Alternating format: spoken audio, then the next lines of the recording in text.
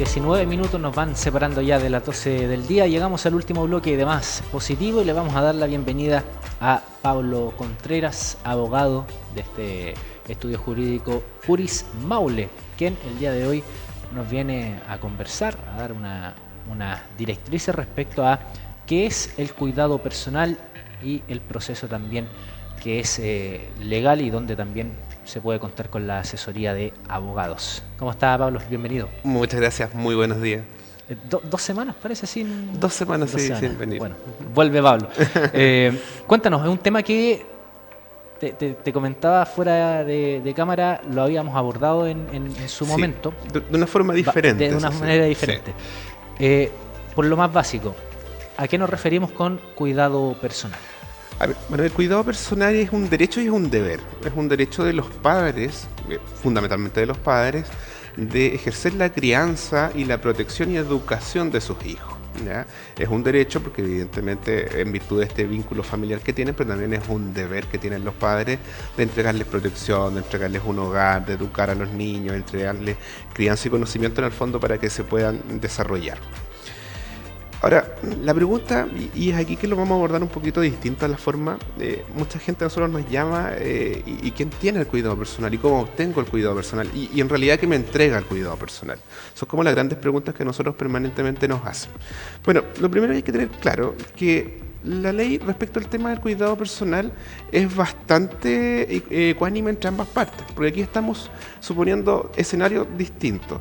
El escenario normal y común, quizá podríamos decir, ambos padres viven juntos, están con el niño, la ley dice que el cuidado personal le corresponde a ambos padres de consumo. ¿Qué significa eso?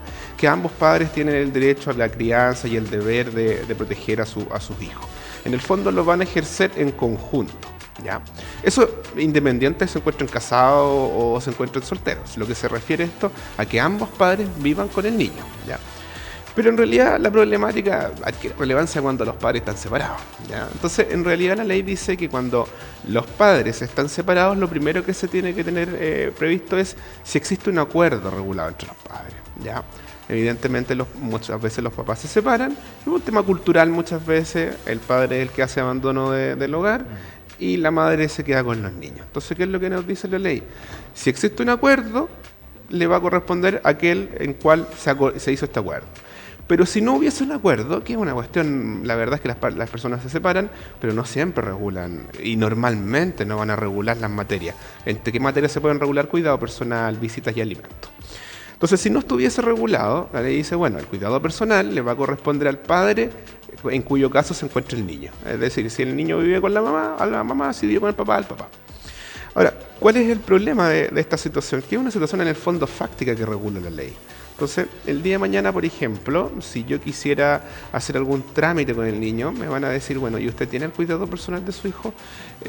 Sí, porque vivo con él. Sí, pero no hay un documento que acredite, porque es una situación de hecho. Entonces, supongamos que a mí me lo requieren para alguna institución, yo no voy a poder demostrar esa situación fáctica.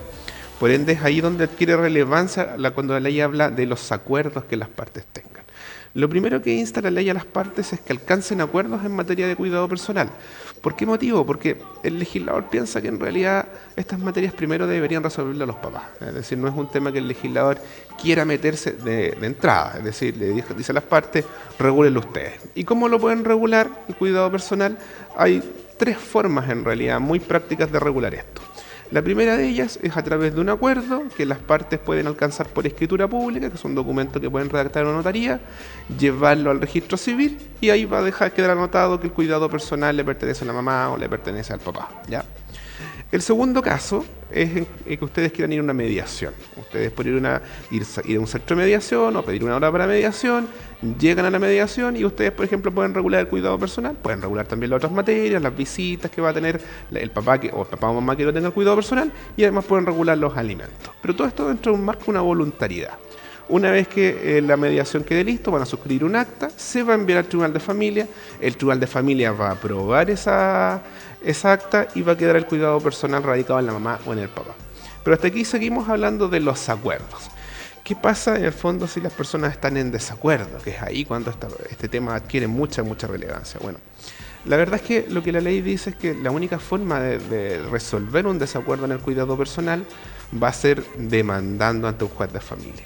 Tienen que tener presente que cualquier discusión que se genere entre las partes en materias de familia, ya sea el monto de la pensión de alimentos, quién va a tener visita o cuántas visitas, el cuidado personal, el divorcio, el tribunal competente va a ser el juez de familia normalmente de donde vive el niño, y si no hay niños involucrados como en el divorcio, del lugar del demandado. Entonces ahí es donde se tiene que presentar una demanda.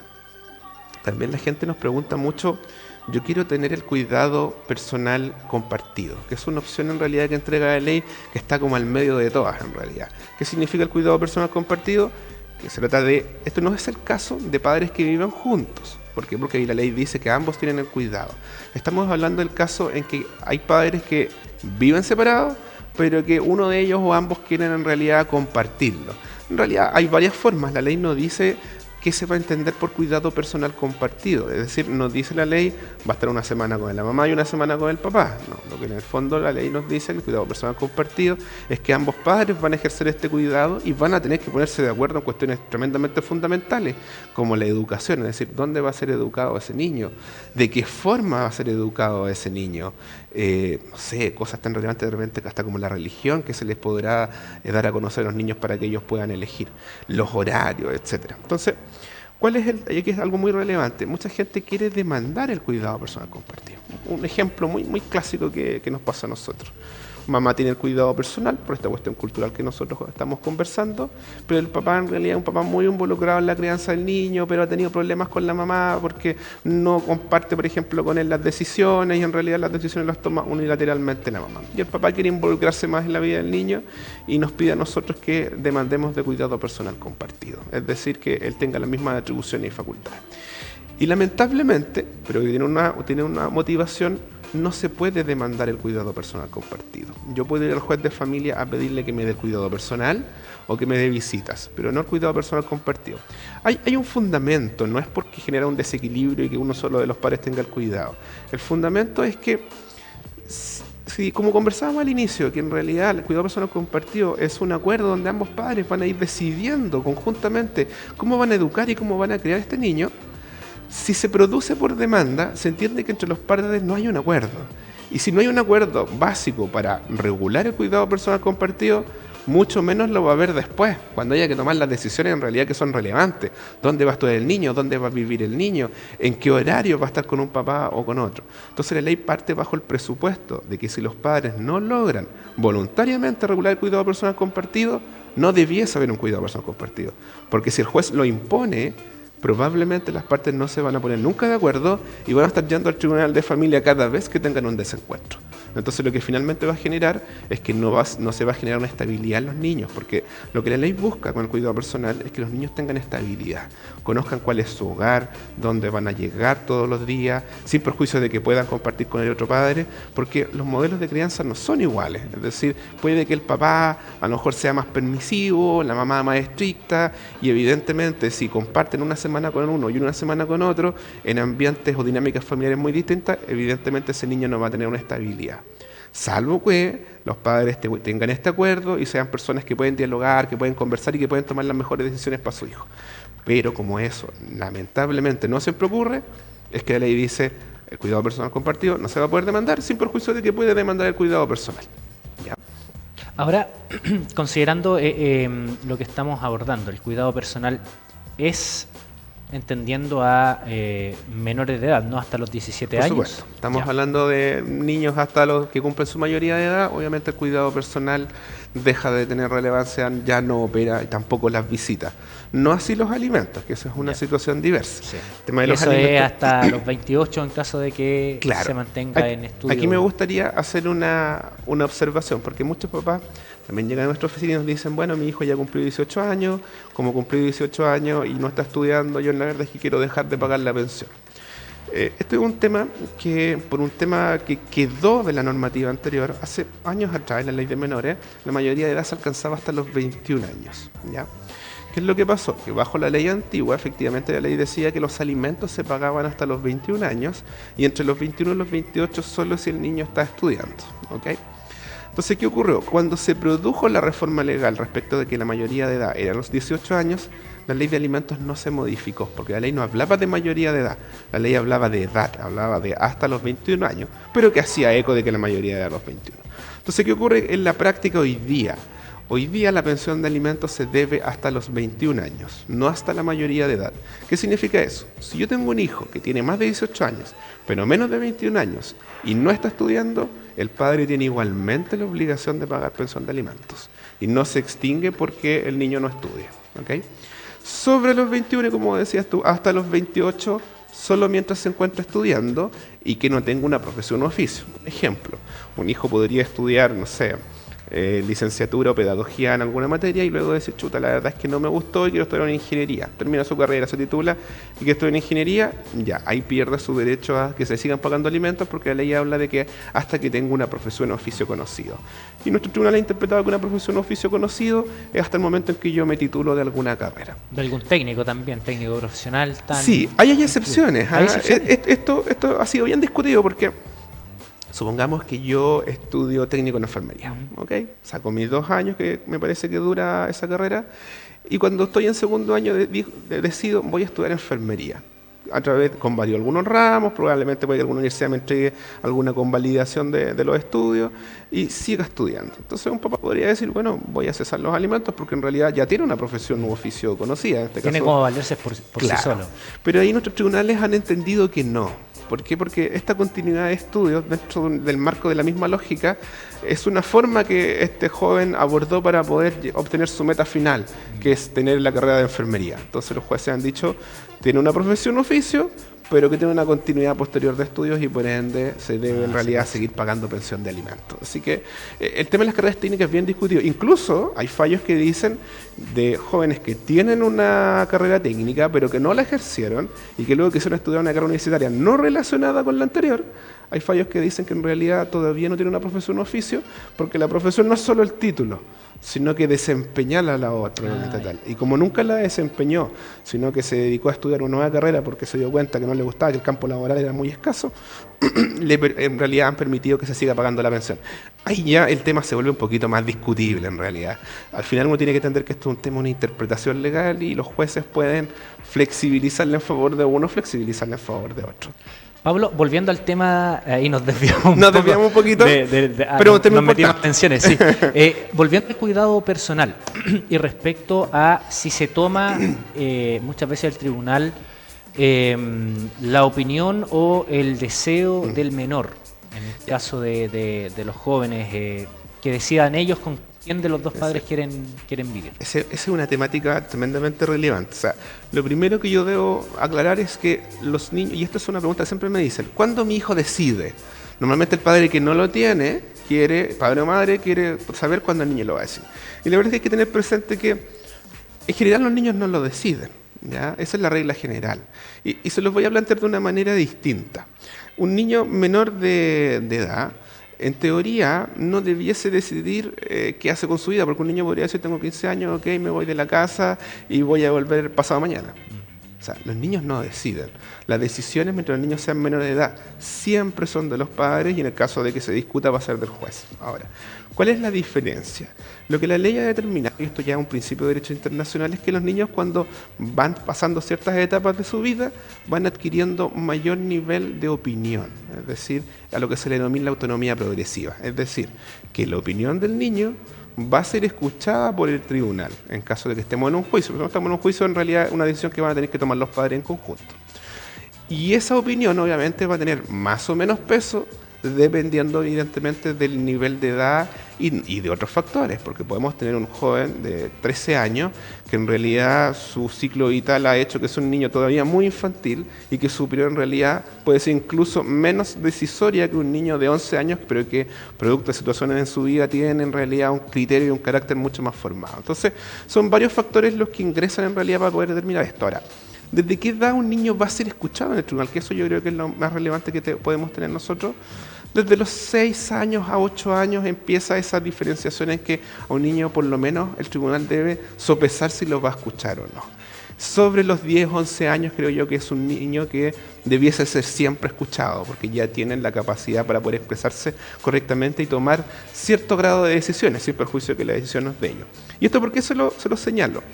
Porque podemos estar en un proceso en el que tenemos ambos padres en realidad que son muy buenos padres. Ambos padres tienen la capacidad de entregarle a su hijo en realidad el cariño, el afecto, la crianza, la estabilidad que un niño requiere. Si estamos en ese escenario, la decisión del niño probablemente va a ser decisiva, ¿ya? ¿Por qué? Porque tenemos ambos padres que están en el mismo nivel. Entonces, que un niño se incline por estar con su mamá o con su papá, evidentemente va a generar probablemente que la decisión del juez se incline hacia ese lado.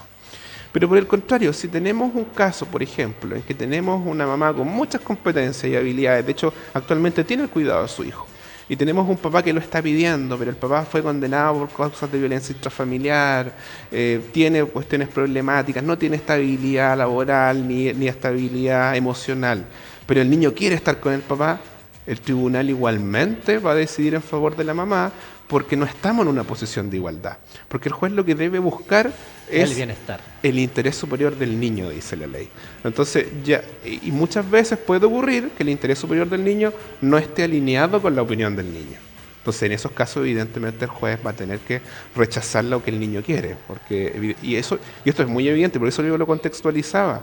Un niño de 10, de 12, de 13, 14, de 15, no siempre va a tener, y normalmente no va a tener, la capacidad de decir qué va a ser lo mejor para él. Y por eso son los padres los que tienen que tomar las decisiones de los niños. Entonces, cuando un papá a mí me pregunta, mamá, no es que mi hijo tiene que decidir, uno también le dice, entonces si su hijo decide ir a drogarse a la esquina, ¿usted lo va a permitir? Por supuesto que no. Entonces, ¿la decisión es importante? Claro que sí, pero hay muchos otros factores que tienen que entrar en juego. ¿Qué factores en realidad aquí son determinantes? La verdad es que el artículo 225-2 del Código Civil señala cuáles son los factores que el juez va a tener que ponderar y obviamente dependiendo de cada uno va a tener que darle un mayor o menor peso. Por ejemplo, un antecedente tremendamente importante es el tiempo que los padres o el nivel de relacionamiento que los padres tengan con su hijo. Porque evidentemente no es lo mismo que un papá o mamá que no estuvo presente en toda la vida del niño quiera pedir el cuidado personal porque no hay ningún apego, no hay lazos en realidad con el niño. Entonces, no es lo mismo que un papá que, por ejemplo, se acaban de separar y están disputando el cuidado personal. Bueno, tenemos a ambos padres que llevaron toda la vida del niño compartiendo con él. Entonces están en un pie de igualdad absoluto en realidad, ¿ya? También situaciones de salud, situaciones económicas que sigue la ley dice muy claramente que no se va a decidir por cuestiones económicas quién el padre que se va a quedar con el cuidado personal, pero por cierto que tienen que entregarse ciertos parámetros mínimos para que el niño pueda tener un espacio vital, para que el niño pueda acceder a educación, etcétera. Entonces, si bien, y esto es un tema que mucha gente también nos pregunta, ¿la cuestión económica decide en favor de uno o en favor de otro? No. Pero evidentemente hay que tener ciertas condiciones mínimas para poder tener cuidado a un niño.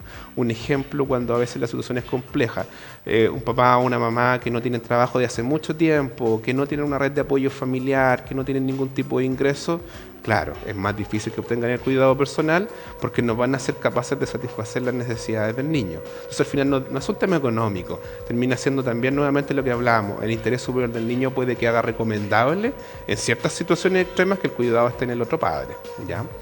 También... Ahora, con respecto a si uno de los padres es extranjero en este caso, ¿Okay? ¿Cómo se vincula y cómo se regula?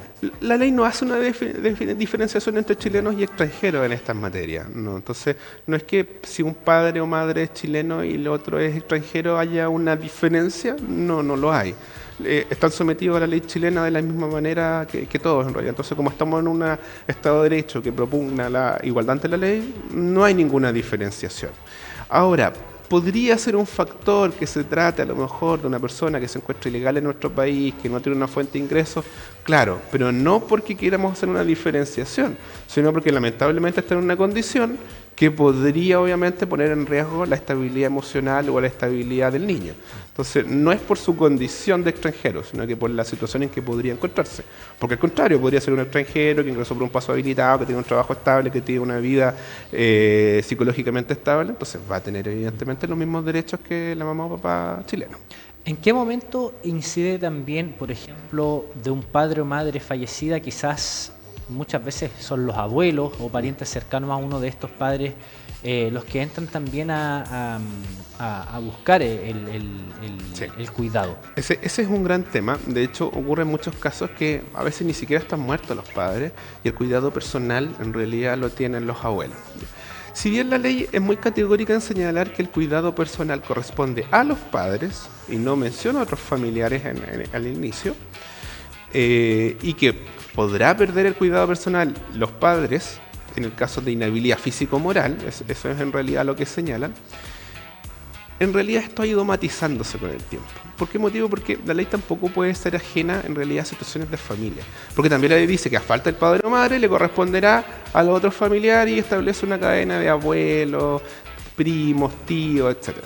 Pero ¿qué ocurre? Que en realidad a veces no hay una inhabilidad físico-moral propiamente tal, pero sí existe, por ejemplo, y les puedo poner casos muy prácticos, el niño es criado desde pequeño por la abuela materna.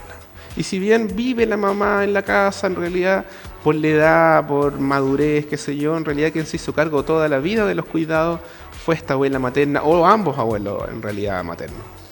Entonces ocurre que el día de mañana hay un desencuentro entre la hija y la madre y decide llevarse a la nieta, en este caso la niña que está al medio.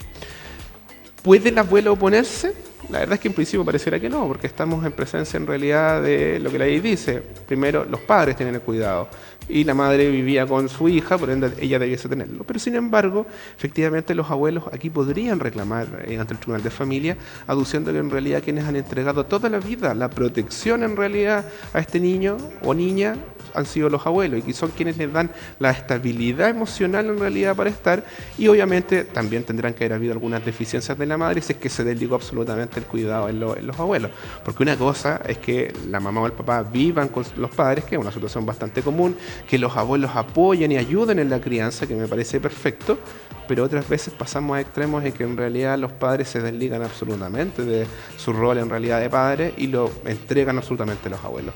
En esos casos efectivamente los abuelos tienen un derecho para recurrir al Tribunal de Familia, alegando justamente esto, el interés superior del niño. Esa siempre es la piedra angular y el juez va a tener que determinar si podrían vulnerarse los derechos de ese niño a la madre al sacarlo del hogar. Y son varios los factores, no solo en realidad el factor de estos abuelos protectores, sino que también ese niño va a perder la estabilidad que tenía en el hogar materno o en el hogar de la abuela. Y por ende podría rechazar entregárselo a la mamá y que el cuidado se radicara en la abuela. Puede ser provisoriamente hasta que se decida en realidad la situación de fondo. Perfecto. Bueno, parte de lo que conversábamos con Pablo Contreras, abogado de Juris Maule, sobre lo que está vinculado a el cuidado personal de menores. Pablo, ¿cómo la gente puede contactarlos a ustedes en este estudio jurídico? Nos pueden contactar a www.jurismaule.cl. En la página van a poder encontrar todos nuestros medios de contacto. La verdad es que siempre es lo más práctico, pueden llamar, pueden escribirnos por WhatsApp, ahí pueden agendar una hora. La primera consulta es gratuita, entonces en realidad las dudas que la gente vaya teniendo podemos resolverlas. Y si la persona dice, bueno, ok, esta situación es más o menos lo que me pasa a mí, necesito demandar, necesito ser asesorado, nosotros vamos a poder evaluar cuánto es lo que sale y ustedes pueden decidir si toman el servicio o no. Perfecto. Bueno, están también ubicados, nos contaba Isidoro, en una oficina en la ciudad de Talca, exacto. En la página van a poder encontrar la dirección, porque en realidad ya mi recomendación siempre a la gente es contáctenos primero para poder agendar una hora, porque muchas veces la cantidad de gente que va no alcanzamos a atender a las personas si es que llegan y van a nuestra oficina. Mejor. Bueno, jurismaule.cl, ahí podrán entonces agendar una hora con este estudio jurídico. Siendo ya las 12:04, estamos llegando al término de este programa. Más positivo día jueves. Cuídese, descanse y sea responsable si se va a trasladar a otro lugar de la región, a no consumir bebidas alcohólicas. No queremos lamentar el día lunes estar dando informaciones de víctimas fatales en nuestra región. Que lo pase muy bien. Nosotros nos reencontramos a las 14 horas en las noticias de media tarde. Chao, chao.